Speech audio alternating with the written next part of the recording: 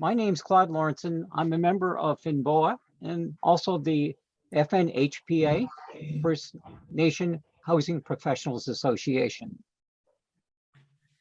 The objectives for this presentation today is to offer a focus on the documents, the responsibilities, and certainly the maintenance with respect to housing. What are some of the expectations and how can we handle and make tenants aware of how a house really works, especially when it comes to tenant housing?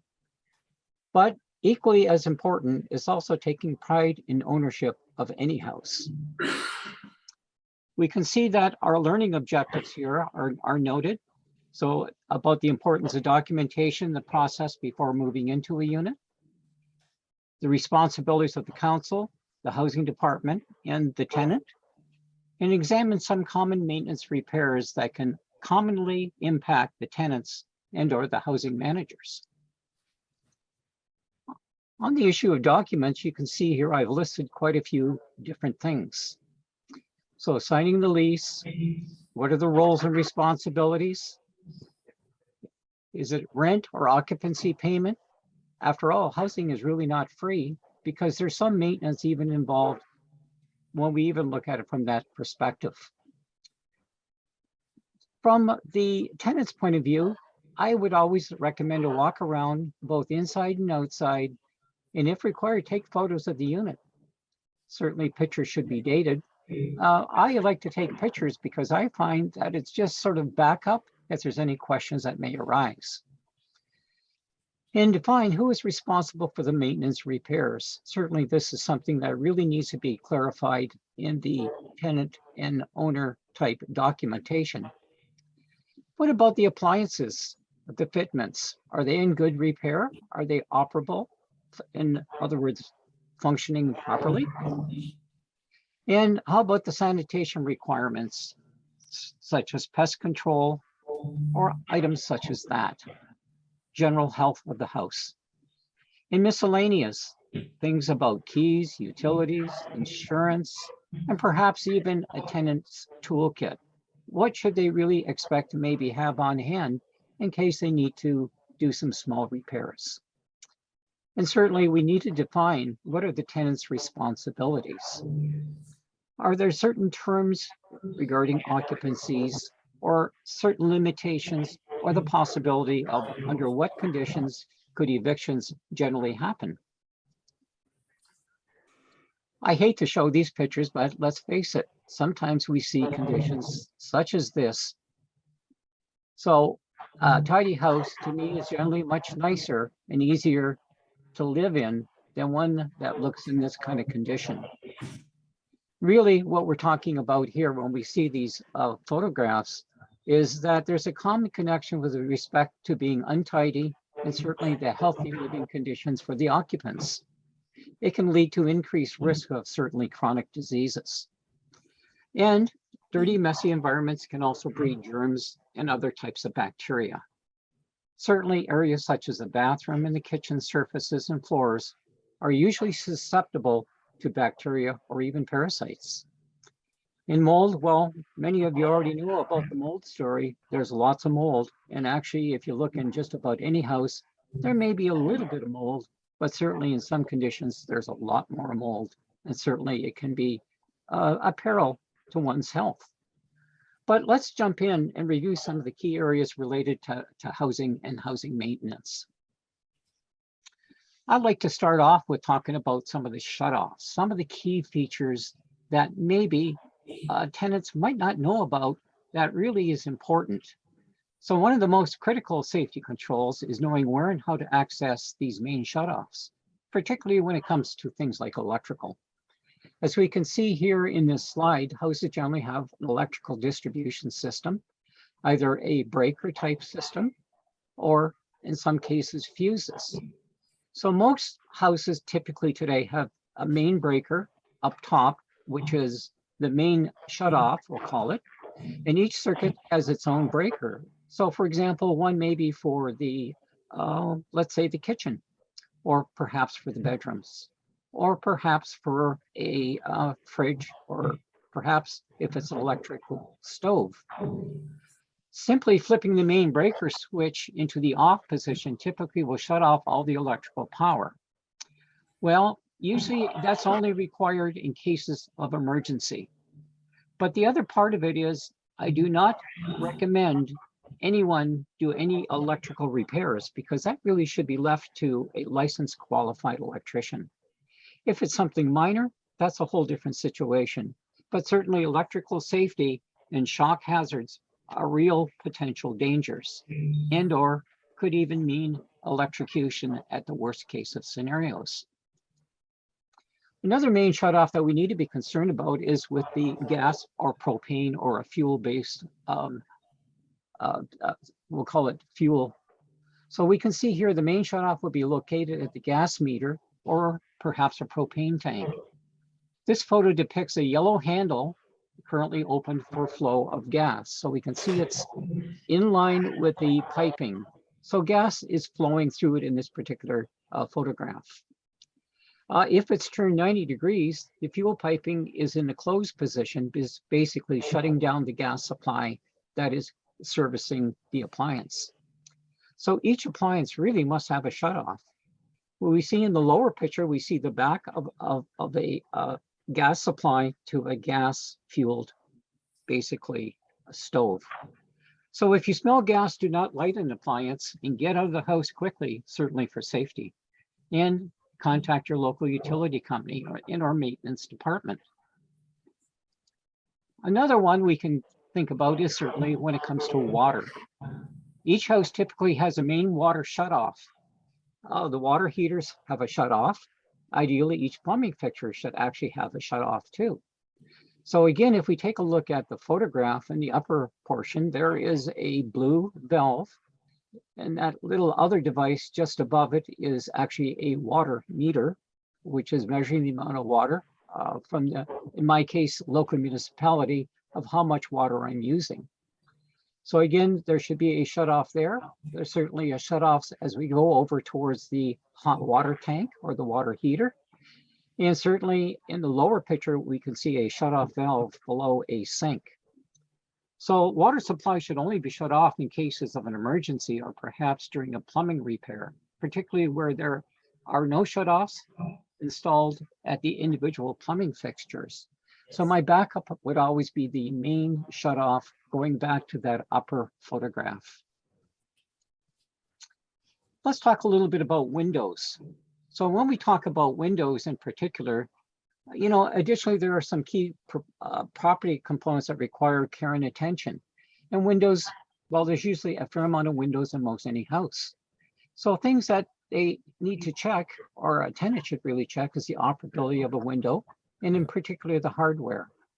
Is there good weather stripping and caulking to seal certainly the cold, the drafts, and certainly air leakage? What about the condition of the glass? Is it broken? Or perhaps are there springs, broken springs missing as far as the hardware is concerned?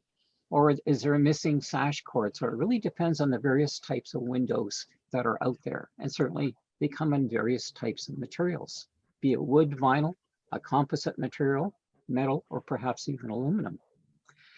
If we take a look at the lower bottom picture, we can see what looks like milky looking glass. This is a foggy coating on insulated glass panels.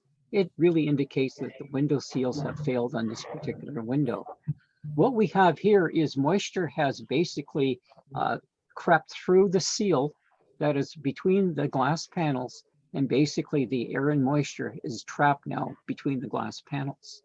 So over time, we get this milky looking glass. Technically, it's still a usable window, but it's not a very pretty window. Over time, it should be replaced because it's going to be less efficient as far as energy is concerned. And certainly from visibility, well, unless you're really looking for kind of a darkened out window, that's really not going to be a nice clear window to look out of. When we talk about basically window cleaning, use only a mild soap solution to clean the window glass itself. A little bit more on windows when we talk about windows is certainly the cleaning and care. Cleaning sliding tracks several times a year or monthly, particularly when it comes to things like mold. Mold happens to develop quite a bit on windows and doors because of the temperature difference between the inside and the outside, especially when the weather gets cold. So again, we get that condensation and buildup is fairly common, if not even possibly some frosting on the window. So glass should not be cleaned with products that contain vinegar or ammonia. Simply use a mild detergent simply with water. I keep window screens in good repairs because in my condition, I don't want the, we'll call it the insects, or in my case, the mosquitoes to get in the window and get inside the house. So as indicated, the window tracks often collect dust and airborne debris that will require periodic cleaning, as well as simply cleaning the glass window panels itself. Next, I want to talk a little bit about doors. So when we talk about windows and doors, they're great spots, as I indicated, for the potential development of mold growth. But more so on the inside of a house, there's also the inside doors that we need to consider. So we can see door maintenance can include, for example, on the outside doors, weather stripping, or just simply tightening the hinge screws because over time, wear and tear, they do come loose. Same applies to both inside and certainly outside. A little bit of oil to lubricate the hinges is really a good thing. Not only is it going to stop the squeaks, but it's going to make the door operate a lot easier. And certainly replacing door stops if required. To me, a door stop is really a nice little handy device to stop that door from slamming back into a wall or perhaps doing damage. In adjusting and repairing interior closet doors can also be a bit tricky. So again, by constant usage and wear and tear, doors can experiencing sagging, certainly loose door handles, and even certainly those loose hinge pins. Well, we also need to think about the condition of floors, walls, and ceilings. So when we talk about the floors, walls, and ceilings, care must be taken to reduce and eliminate damage to any of these finished surfaces. It all begins with noting any damages or deficiencies immediately upon occupancy. We can see here in these three photographs, we can see the damage, water damage from a roof leak caused to a ceiling area. Also, we can see some missing tile on a floor here. To me, when I see lifting tile, there's been water damage in this particular case, but it also presents a potential trip hazard. And again, wall damage, well, it does and can happen. I've seen many, many photographs, unfortunately, of a lot of wall damage, but certainly these are possibly, in most cases, repairable. As we know, drywall does not stand up well to abuse, nor does water damage to floors or ceilings, as we can see here. But certainly when it comes to a little bit of maintenance, besides the repairs, regular dusting, washing, and cleaning will help in maintaining any of these finished conditions. Well, we can next talk a little bit about drywall and repairing of drywall. Drywall is actually fairly easy to repair. It may not be for everyone, but certainly I don't mind doing a little bit of drywall repair or patching if required. So care must be taken certainly to reduce the damage to drywall, but we can also take a look at that if we look at drywall compound, typically comes in a pail. I can purchase it and it's ready to apply. And basically with a little bit of filling and sanding, I can take care of some minor drywall repairs. But when it comes to larger drywall repairs, often it's going to require a little bit of what they call a backing. So basically you can see crisscross several layers of sticky back tape over the hole, or perhaps if required, maybe put in some little pieces of wood blocking in order to help secure and make a repair to a larger drywall area. So again, I'm not going to get into all the detail, but certainly we can see there is sort of a process that's involved with it. Again, repairing drywall, especially as I mentioned, coming to large drywall repairs, you can see over in the middle there, you can see the wood backing that's been screwed through the drywall. And basically that hole can be patched, such as in the lower right-hand corner. Again, we see the piece of drywall has been cut and fitted, and is now in the process of being taped and mudded in place. So that hole we saw earlier could be easily patched and repaired. So again, it's simply a nice little process or a nice little handy person project that can be done by almost anyone. How about painting and or even painting and repainting? So when we talk about painting and repainting, one of my biggest concerns, and of course, a lot of the local, we'll call it lumber yards anymore, okay, really have gotten away from the VOC type paint type products. So VOCs is really volatile organic compounds. So again, when we talk about volatile or organic compounds, we want to get those that are going to do less damage, not just to us, but also to the environment in general. So generally the unit should already have a fresh coat of paint, we hope. However, if repainting, consider the following. As I indicate here, no or low VOC paint to minimize emissions and off-gassing. Avoid the use of oil-based paints due to off-gassing. And a lot of paints today tend to be what they call water-based paints. So certainly paint provides a clean washable surface. You should never paint over mold. Remove the mold, make sure it's clean, and basically let it dry and then paint the surface. So correct the mold conditions first. And certainly prime and seal the surface first. Certainly, I don't want to neglect the upper picture or photo. We can see some real old paint that's kind of blistered. When I see something like this, what I have a major concern is perhaps the age of that paint. Is it really, really old, aged paint? Does it possibly have lead? Because a lot of the old paints were lead-based paints. So again, another health and potential safety concern when it comes to the process of painting. Well, let's talk a little bit about plumbing in a house. Well, we know that we have kitchen sinks to think about, perhaps a laundry tub, and certainly the bathroom fixtures. But generally review the plumbing system and consider the following. Watch for leaks or constant drips in the system. Check and become familiar with the locations of the shutoff valves. Remember the shutoff valves I talked about earlier, as far as a shutoff device, certainly for plumbing lines, typically found under the cabinet sinks. If wastewater backs up, well, be aware that it contains most often contaminated water. So a thoroughly cleaning of wastewater leaks requires the use generally of a disinfectant. Again, those photographs over to the right-hand side, you can actually see in the upper photo, the little droplets of water leaking out of that particular plumbing piping connection on that drain. The lower one is a photograph of one of my inspections and taking a look at leaks.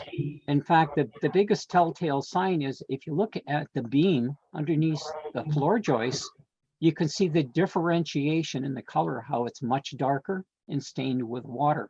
So water has basically certainly leaked in that particular plumbing application. Excuse me. Bathroom fixtures and cleaning. Well, periodic cleaning is required for sink, tubs, and showers. So when we start thinking about the bathroom, just clean regularly for health reasons. And certainly be careful when using cleaning products because it can damage the finishes. Many tubs and showers require at a minimal just yearly scrubbing and care. Well, when we come to the cleaning side of things, never use a spray or leave-on cleaners or lime removers or toilet bowl cleaners or aromatic solvents and so on, because even things such as scouring pad can damage the surfaces of these particular, we'll call it fixtures. These scratched surfaces basically become a breeding ground for bacteria. So clean with non-abrasive soap or a foaming cleanser using a sponge or soft cloth. Again, we can see in the upper photograph again, a fairly nice clean bathroom with a nice vanity and sink, and part of the, that's basically part of the tub area. But in the lower picture, we can definitely see the conditions have changed in this particular bathroom. Anything that looks dark like this is probably good signs of bacterial growth or probably what we might call mold. So again, if you look around the edges of the fixtures, even toilets, not just tubs, but basically any fixtures, and look for darkening and the potential for possible bacterial or, in this case, mold growth. What about drain cleaning? Well, over time, drains get blocked or they create what's known as plumbing clogs. These are part of normal maintenance. In fact, it reminds me, I've got to go upstairs and actually clean my shower drain because it's starting to get clogged up. Well, we have a few young ladies with long hair in the house, and sometimes those hair, somehow make it way down into the drain and starts to indicate signs that, the water's not draining quite away quick as it used to. So again, a normal part of maintenance. So using a harsh drain cleaner, again, is not recommended. If spilled, they can cause damage to the finish of the fixture. Certainly one of the easier ones is simply using baking soda and vinegar on slow draining and plugged drains. I've tried it, it works well.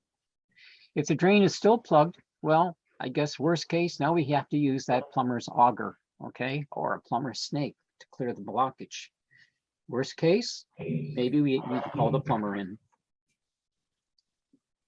How about caulking for wet areas? Again, I mentioned about around the toilets, and we can see in the upper photograph a toilet base on a floor.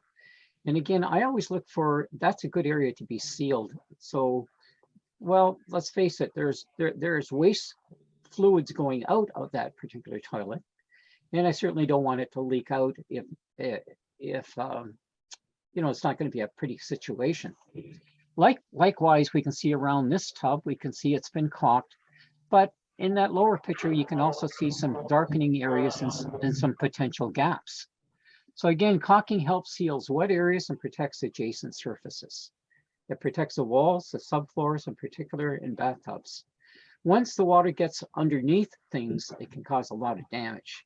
So moisture in drywall and wall cavities can cause mold to grow. Mold and drywall seem to really be compatible. They kind of like each other, but certainly we don't want mold. We want to reduce it as much as possible. Moisture of wood subflooring can also cause mold, rot, and certainly floor damage. So the minor cost of a tube of caulking or caulking replacement can save thousands of dollars basically in household repairs. In this next slide, we can see here some caulking for baths in kitchens. So periodically inspect and review caulking, particularly in those wet areas. Check for mold and mildew around the perimeter of the tub and the wall. Push against the wall above the tub. And if the wall is soft, then drywall or tiles may need to be replaced. So often during my inspections, I would just put a little pressure, just kind of two hands kind of pressure, pushing on the wall to see if there's any movement. It should be fairly solid, so it doesn't take a lot of force, but if that wall is starting to move, there's probably water or damage that is behind the tile that we see there on that upper image. So certainly clean and remove any mold, and certainly keep track of any movement, because as I mentioned, there's probably water damage behind that wall surface, or possibly even underneath the floor itself. So simply remove the old caulking with a scraper and apply liquid silicone.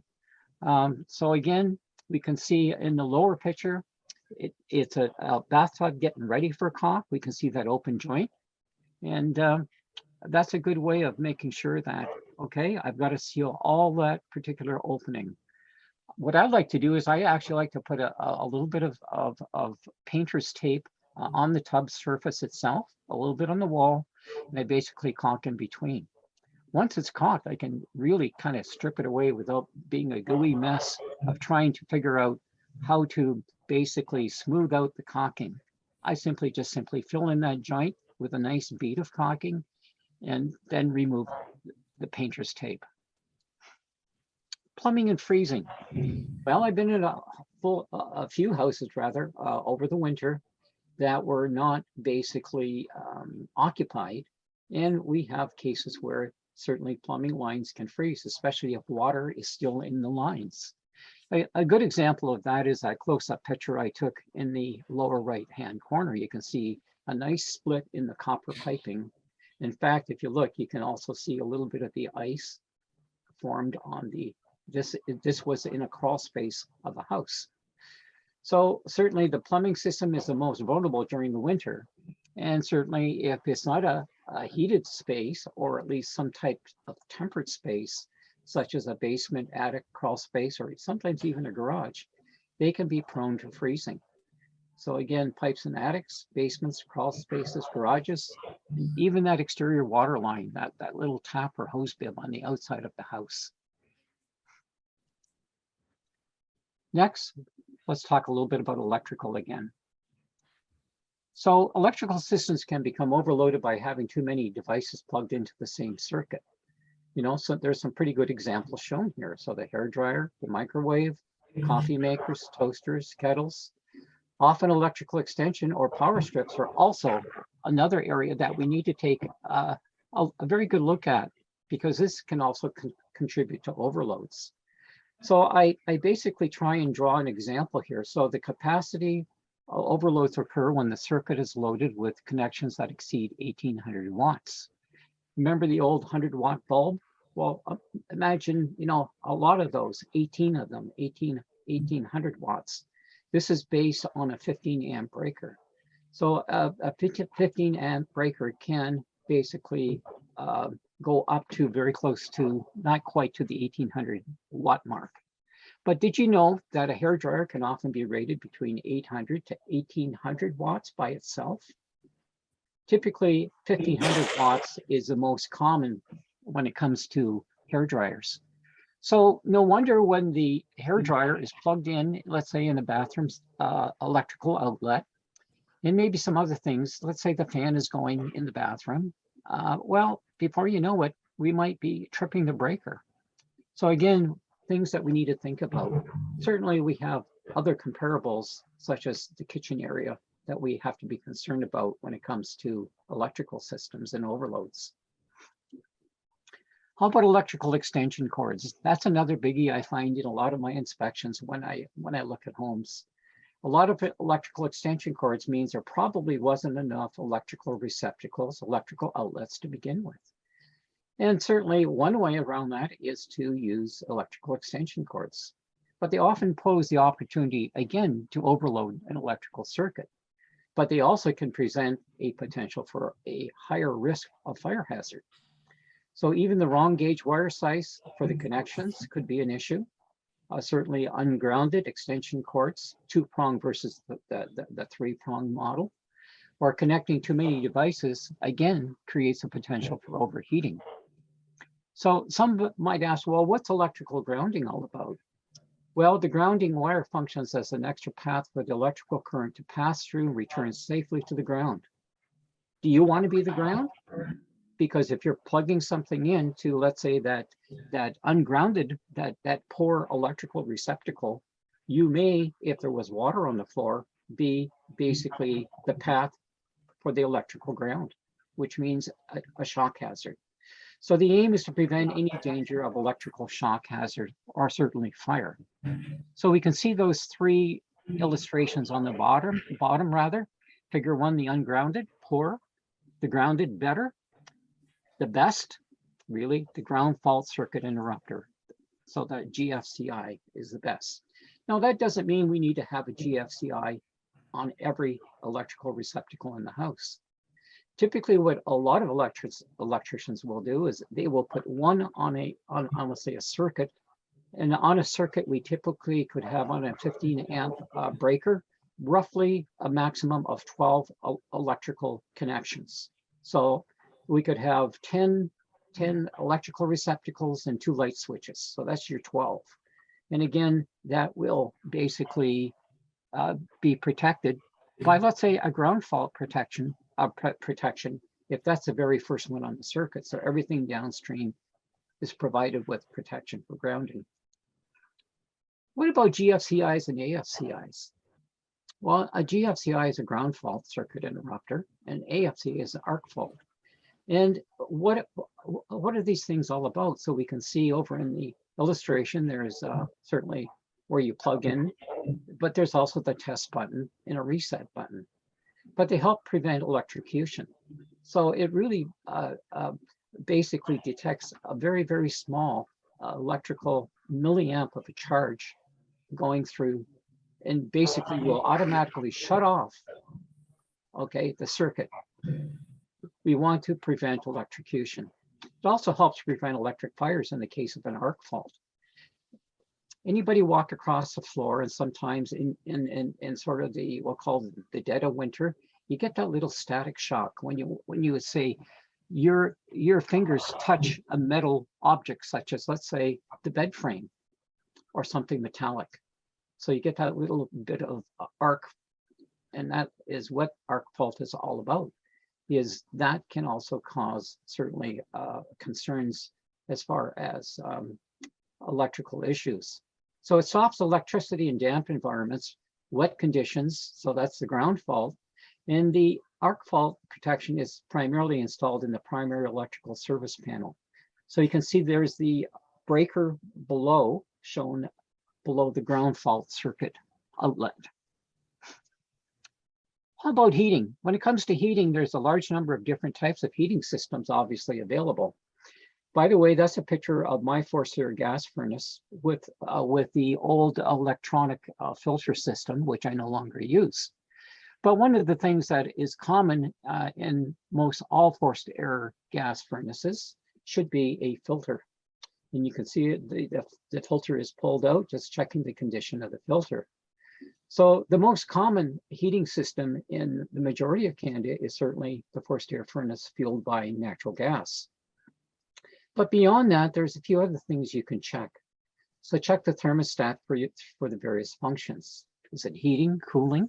Does it allow a fan to be on so that air is constantly circulating?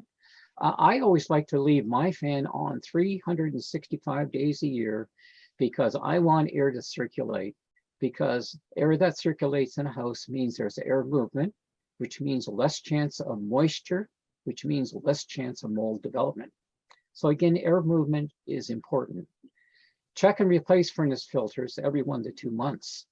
And clean the registers and grills at least once per year, because over time they can accumulate, and especially in areas where there's been cooking, especially with things like, potentially grease, you'll probably find that oily, we'll call it sort of slimy, dirty grill on a register or a grill when we come to looking at those heating registers and grills.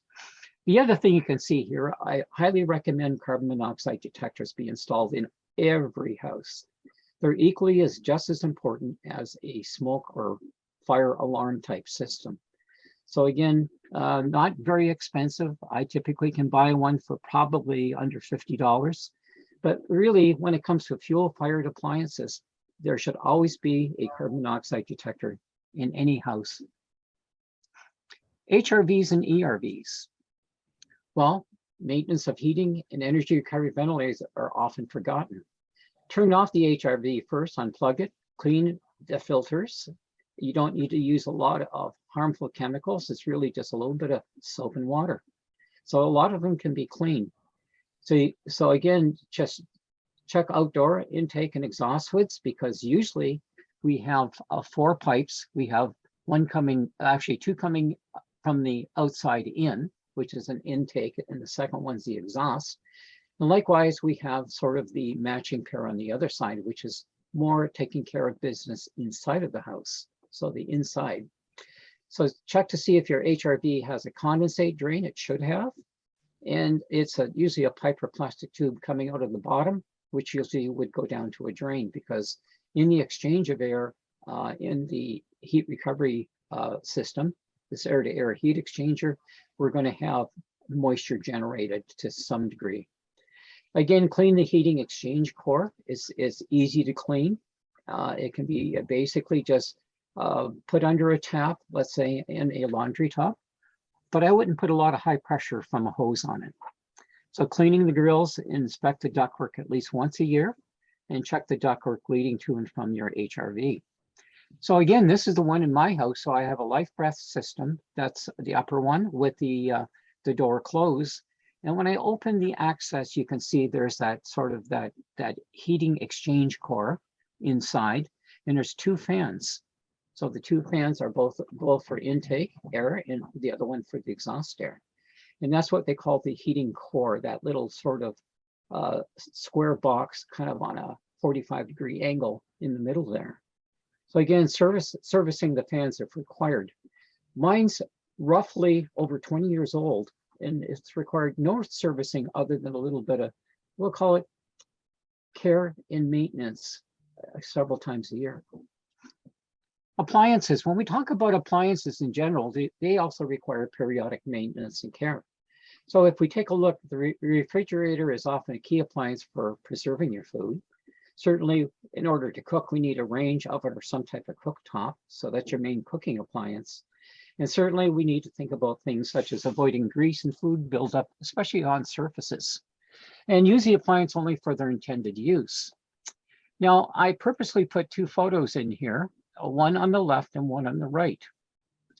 I want you to observe the one on the left where I put in that sort of magenta reddish colored circle. Look at the distance between the cooktop to the bottom of the microwave oven. Now take a look at the one on the right. Well, the one on the left is a potential fire hazard. Why? Because there should be a manufacturer's distance followed between the two surfaces. So you can see there's a little bit more space, certainly, with the one on the right as opposed to the one on the left. So again, something to take a look at. You know, again, if that was a plastic microwave, you know, maybe one of those cheaper ones, pretty good chance of it melting on the bottom of the plastic or potentially causing a fire. Life and safety, well, almost wrapping up here. So we talk about life and safety, but as I mentioned earlier, two of the biggies on my list when I do inspections is looking for smoke detectors, and certainly with fuel-fired appliances, carbon monoxide detectors. Even with a wood-burning stove, think about it. You know, carbon monoxide can come back into the house. We certainly don't want it in the house. And certainly both of these devices are intended to help save lives. So again, smoke detectors usually located in the hallway between the bedrooms and the kitchen. Nowadays, the new building codes basically call for a smoke detector in every sleeping area. In fact, every sleeping space. So ideally, for the best coverage, smoke detectors should be installed in all bedrooms and sleeping areas. That's sort of the new code. CO, carbon monoxide detectors, are generally electrical plug-in type and detect carbon monoxide, again, required for fuel-fired appliances. These detectors generally have a test button. If it's the battery type, change the batteries at least twice a year. So again, to the left-hand side is basically, that's measuring parts per million, is carbon monoxide, smoke detector, and there's a ceiling view of one of the smoke detectors in my particular house. Other conditions and considerations, some examples of additional terms and conditions, getting back to the documents and paperwork, is maybe things that prohibit pets or prohibit smoking or cultivation of cannabis. Now that it's reasonably legal, but there might still be some rules with that regard. Are there insurance requirements? Certainly, if there's any damage, water, fire, God knows what can happen, perhaps, is there any conditions that require insurance? And what about the tenant? Do they pay utilities, or is it part of the, we'll call it, rent agreement? And maybe there might be other considerations, such as you as a tenant are not allowed to sublet, so there might not be any sublet arrangements. Perhaps there is. And by the way, who takes care of the yard? Is there things that need to be taken care of outside? So again, think about also emergency repairs. CMHC basically created this list, okay, on consumers renting a home and on maintenance repairs. What's deemed an emergency repair and what's deemed a non-emergency repair? So for example, if the heating system's not working and it's cold, that's an emergency repair. But if a stove element is burnt out in the house, well, that's really considered a non-emergency repair. So what they try to do is kind of give, for tenants, kind of a little general breakdown of what the tenant maybe should be taking care of or maintaining versus what would be deemed an emergency repair. So I kind of like that little list that they created. And that's from the CMHC website. Again, there are a lot of free repair guides out there on the FNBOA website as an example. As I mentioned, I'm a member of FNBOA. I do a lot of work for FNBOA. I do a lot of webinars for FNBOA on housing and housing maintenance issues. So again, here's a few that I kind of picked at random. So basic home maintenance guide for tenants of First Nation communities. I found that to be a really good one. Healthy home maintenance checklists and toolkits for the home. How about some tools that maybe every homeowner should have at least in the house? Certainly, do you have any follow-up questions? I look forward to it. Again, thank you. One book I'd like to recommend to you, certainly you don't need to run out and purchase it, but I'm a member of the First Nation National Housing Professionals Association. And one of the booklets they created was called Supporting Successful Tenancy Toolbox. It's about a 70-page little booklet, and it really has a lot of good information in it. But I like this sort of little, we'll call it comment within the book itself. Successful tenancy is a shared responsibility between the landlord and the tenant. No matter who the landlord is and no matter who the tenant is, it's a shared responsibility. So again, I'd like to thank you. Please feel free if you'd like to contact me through FNBOA, or basically there's my email. So again, certainly I will stop sharing my screen and I will open it up for any comments or questions.